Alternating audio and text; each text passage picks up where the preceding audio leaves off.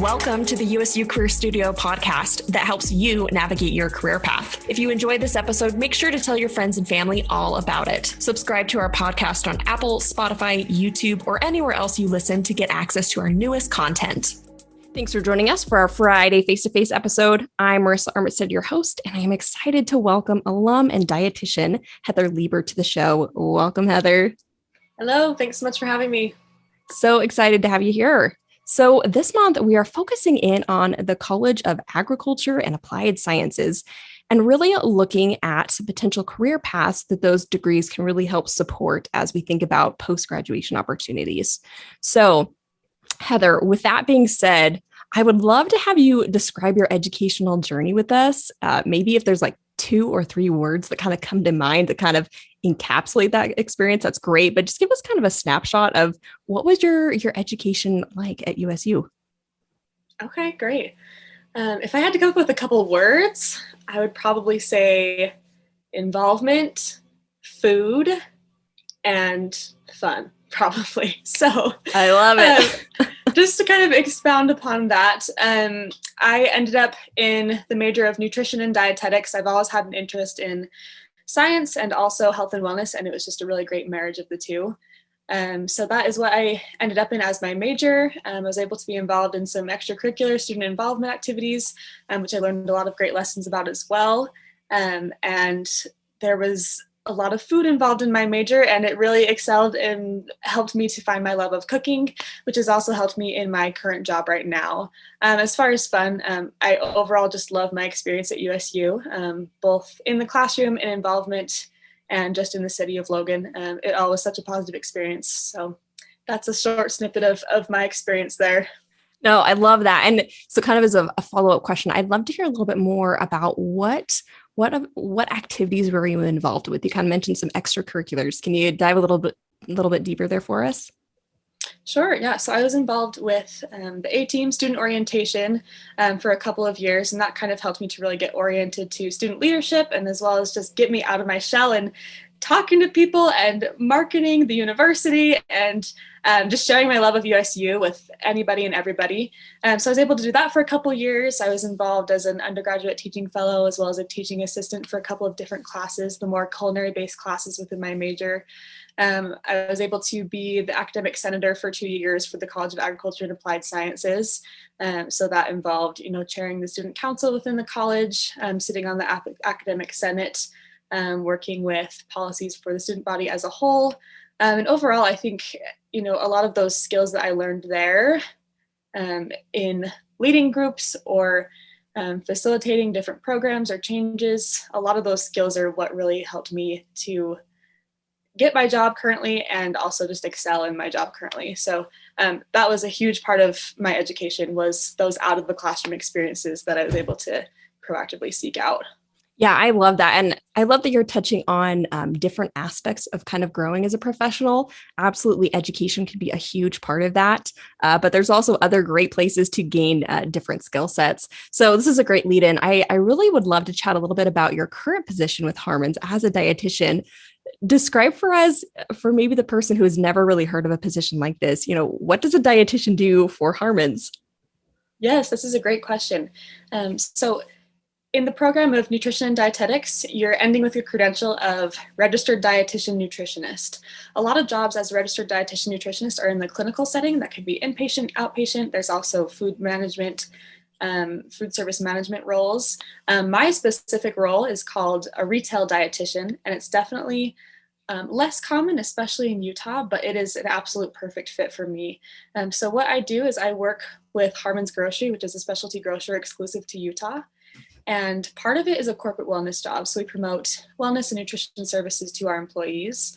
The other half is we offer these services to our customers as well. So we have grocery store tours based on different health topics. We offer cooking classes to our customers as well as individual nutrition counseling sessions. And there is also a component of our job where we oversee a lot of product tagging and reviewing and specifics about actually helping consumers find healthier products on the shelves. So we wear a lot of different hats in our job, but it is the absolute perfect fit for me. The grocery store is the best place to teach about nutrition. It's where the rubber hits the road. The food is right in front of your face, so you can talk about a concept and then show them where it is in the store and how they can take it home and make something delicious out of it. Oh my goodness, so many cool insights that I'm guessing a lot of people, myself included, did not know about Harmon's. Yeah, I'm thinking, so as a student, if I'm considering dietetics, like, could I attend one of like these workshops or one of these folks like yourself, one of these dietitians to kind of talk about food? Like, is that, I don't know, would you recommend that to students?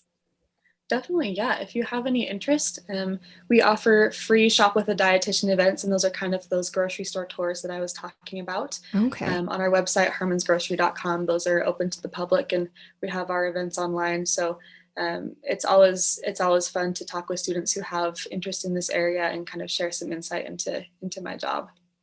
Love it. Love it. Kate, great.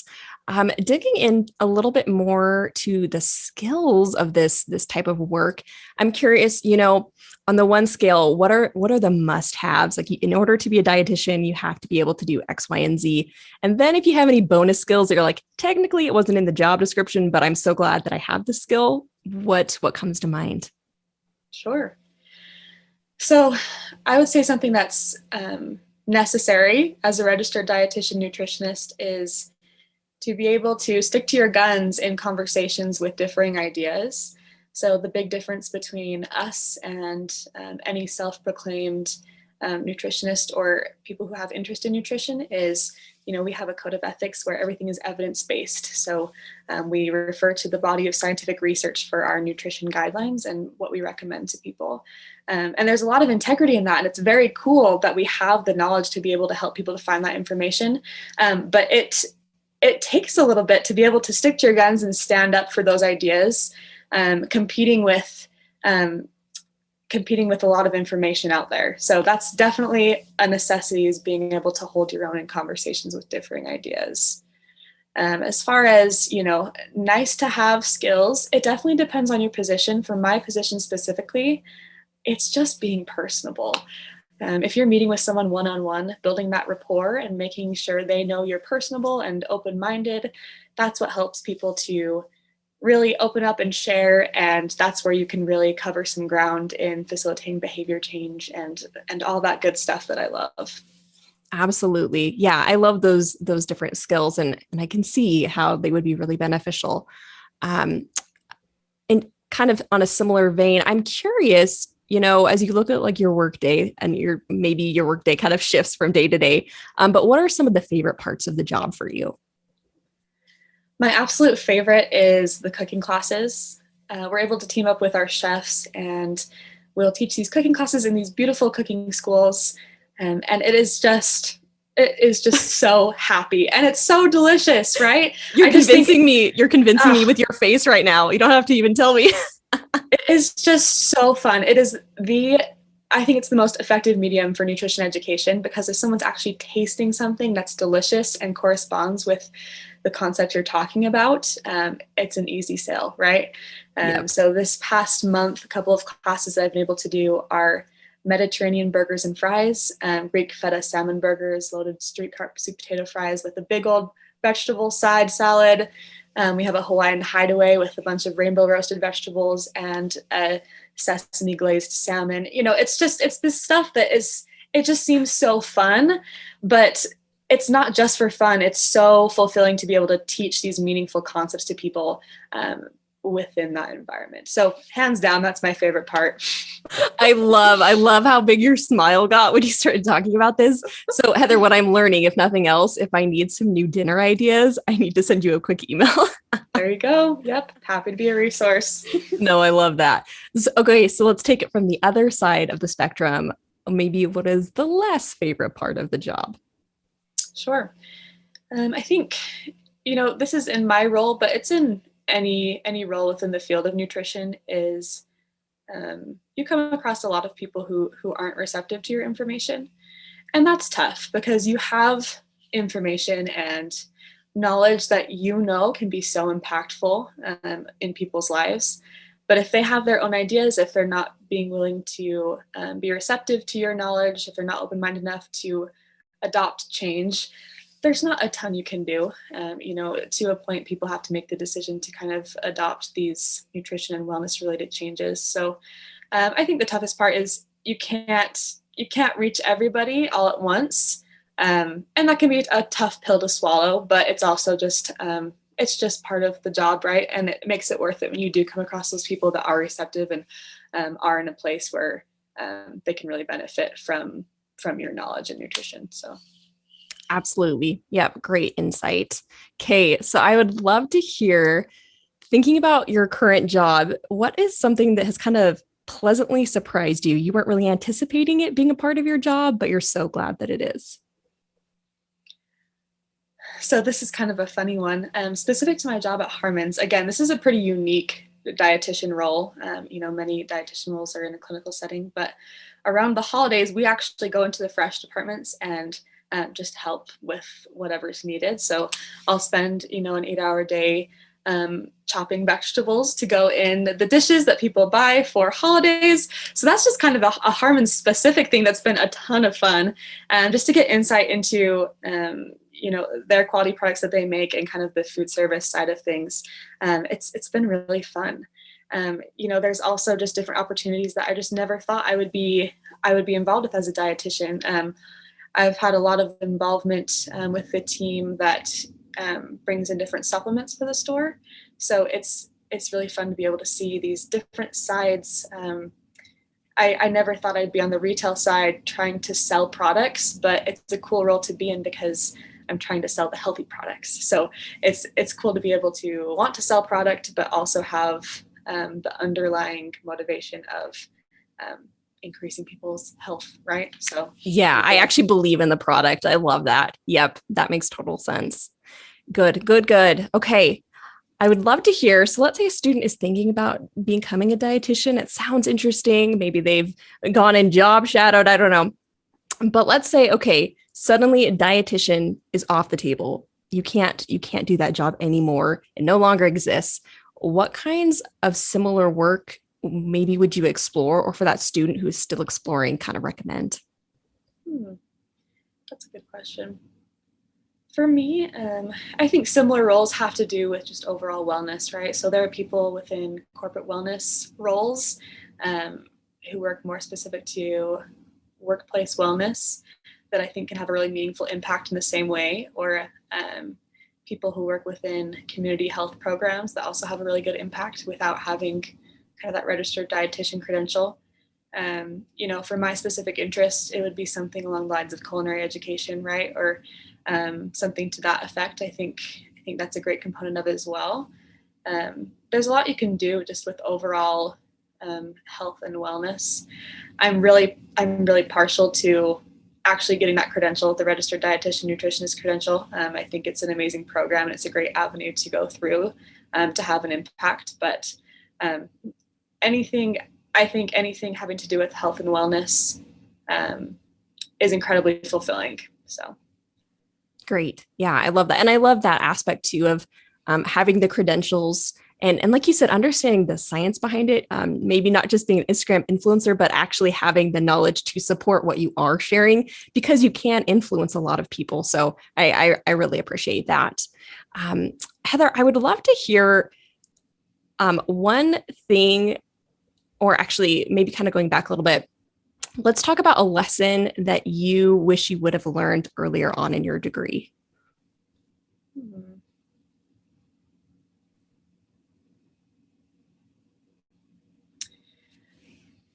I had a really good college experience, and I kept myself very busy, and it was a blessing and a curse for sure that I like to take on a lot of things.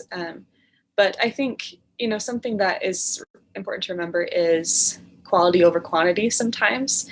So making sure you can put forth quality work in whatever you're doing. And it's really great to put yourself out there and be involved in more things. But making sure you can deliver really quality work is much better than overbooking or taking on too much and having the quality of what you're contributing to things go down a little bit. So 100% be involved, get out there, learn as much as you possibly can, and also have a commitment to keeping that quality of your work high as you're doing those things. Yes, I love this. The power of saying yes to the right things. And I think that is such a hard skill to learn. In fact, I feel like I was just talking with some coworkers not too long ago about this. But just like you said, really identifying what is the most value to me right now. What do I care the most about right now? And being able to say no to some things, maybe if it isn't quite in alignment with that. So I love that. I think that's great advice.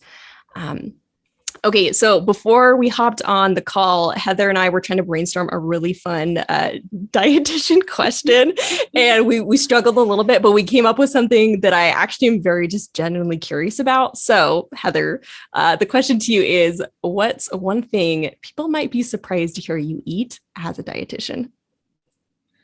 Okay, so the first thing that comes to mind is Sour Patch watermelon because I love them a lot. But I also had a very, very wise professor, Heidi Wengreen, who said in college, never trust a dietitian who won't eat ice cream. And I think it's fantastic words to live by, whether it's ice cream, Sour Patch watermelon, the occasional Little Caesars pizza, whatever it is. With nutrition, you have to have somebody who is able to have a moderate approach. If it's only black and white, or if it's on the extremes, that's a major red flag. So, something that I live by and that I also preach is more of a moderate approach. There is definitely space for Sour Patch watermelon. If there wasn't space for that, I would not be a dietitian. So make room for things that you love in your diet, but also be in touch with what's going to help you feel your absolute best and reach your body's fullest potential through eating nutritious foods. So keep your favorites, but within reason, right? Yes, there's space for Sour Patch, or I might throw in Aggie ice cream. So I love that. Of course. Awesome. Okay, well, Heather, I would love to close with one final question. And that question is, what is the best piece of advice that you have for somebody who's considering this field of work? I would say stick with it and stay passionate. So a lot of people will get a little bit nervous about this major because it is very heavy on the chemistry side and more technical side of things. But it is absolutely worth it to stick through it. It's a very, very fulfilling field and career to be in. And there's a large need for it. So stick with it. And as far as staying passionate goes, once you get out into the workforce, you can kind of get caught up in your day-to-day routine and kind of lose sight of that flame or that passion you have. But remembering why you're passionate about food or nutrition or wellness in the first place and why you're so excited that you want to share it with people fuels everything, right? So stick with it and also just stay passionate. There's so many good motivations to stick with this profession, and it's a really fulfilling one if you're able to remember kind of your baseline of why you do it. Love it. Love this idea of hold on to the why, even when it's a little rough. Great advice, Heather. All right. Well, again, I so appreciate your time. It's been so fun learning a little bit more about your role as a dietitian, and I hope that students really find value in this. So thank you so much. Thanks so much for having me. It was great talking with you. We hope you loved this episode of the USU Career Stadio podcast. If you haven't already, make sure to subscribe and share this episode with your friends and family.